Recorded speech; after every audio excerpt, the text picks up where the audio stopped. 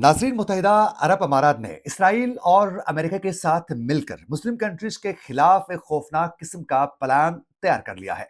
नाज़रीन, उस डरावनी साजिश और उस नई चाल के जरिए मुस्लिम कंट्रीज के दरमियान मौजूद दरारों को मजीद गहरा करने की इस वक्त साजिश रचाई जा चुकी है। नाज़रीन, आज के इस प्रोग्राम में यूएई के चेहरे से निकाब उतारने की हम पूरी कोशिश करेंगे।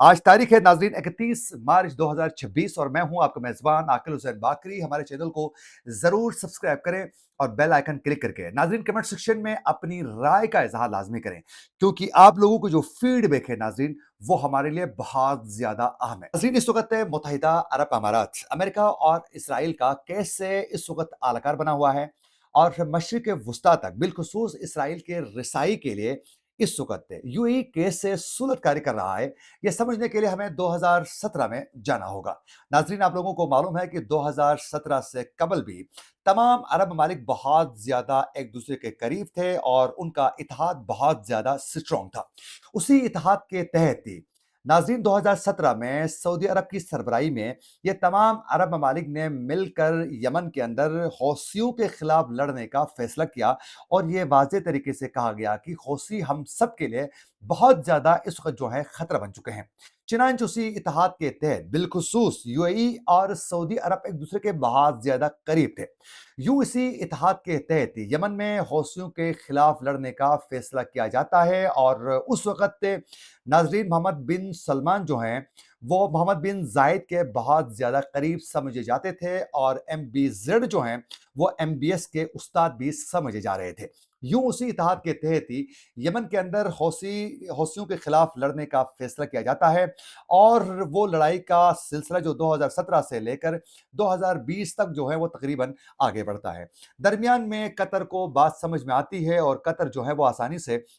बड़े टेक्निकल तरीके से उस इत्तेहाद से वो बाहर निकल जाते हैं और उसके बाद यमन के अंदर नाजरीन यही यूएई और सऊदी अरब के दरमियान एक बहुत बड़ी लड़ाई का आगाज हो जाता है आपस में। यूं जो यमन के अंदर हौसियों के खिलाफ लड़ने के लिए गए थे वो आपस में लड़ना शुरू हो जाते हैं। उसकी वजह यह बनती है कि नाजरीन यमन के अंदर जो हैं सऊदी अरब जो हैं वो यमन की इंटरनेशनल लेवल पर तस्लीम शुदा जो हुकूमत होती है उसका सऊदी अरब साथ देता है और सऊदी इत्तेहाद जो बना हुआ था वो जो फोर्स उन्होंने तैयार की थी वो उनका साथ देती है। लेकिन उसी दौरान ही यूएई ने दरमियान से चकमा देकर वो अपनी गलत चालाकी के जरिए जो है वहां जो बागी जो ग्रुप था सदरन ट्रांजिशनल जो कौंसल जो एक बागी ग्रुप है वहां एक फोर्स बना हुआ है उसका खामोशी के साथ जो है यूएई साथ देना शुरू कर देता है। फिर उसके बाद ये मालूम होता है कि इस वक्त जो है यूएई ने सऊदी इत्तेहाद से अपनी राहें जुदा की हैं और इस वक्त वो सदरन ट्रांजिशन काउंसिल का वो साथ दे रहे हैं।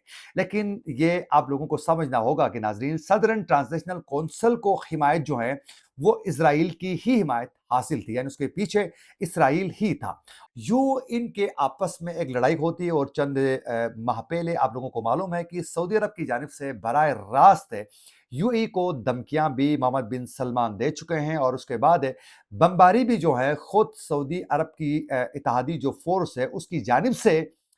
यमन में आप लोगों ने देखा कि वो सदरन ट्रांजिशनल काउंसिल के खिलाफ बमबारी भी की गई और फिर यूएई को बाकायदा ऑफिशियली तौर पर सऊदी अरब ने वॉर्न भी कर लिया। अब इसकी वजह ये थी कि नाजरीन तमाम मुस्लिम जो कंट्रीज बिलखुसूस जो अरब मालिक थे वो एक साथ थे, लेकिन यूएई जो है वो यहां से निकल चुका था। एक तो यहां जो है वो यूएई की बाकायदा सूरतकारी के जरिए जो है यमन के अंदर इसराइल ने अपने पैर जमाने की पूरी कोशिश की। यूं मशरिक वस्ता तक पहुंचने में यूएई यहां सूरतकारी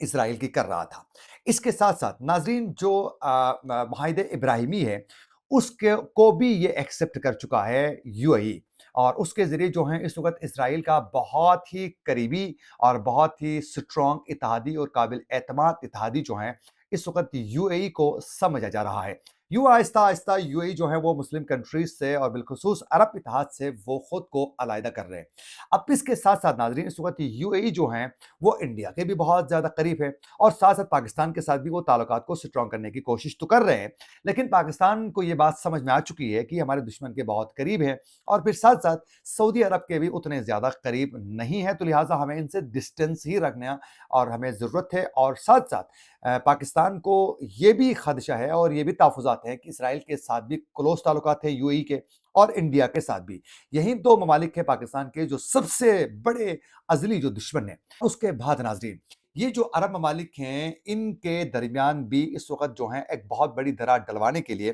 اس وقت امریکہ اور اسرائیل کی ایران کے خلاف جو بمباری کا سلسلہ جاری ہے، جو جنگ ہے، اس میں جو ایران ہے، انہوں نے جتنے بھی جو عرب ممالک میں، خلیجی ممالک میں جو امریکی اڑے تھے ان کو نشانہ ایران بنانا شروع کر چکا ہے اور ابھی تو تباہی مچا چکا ہے۔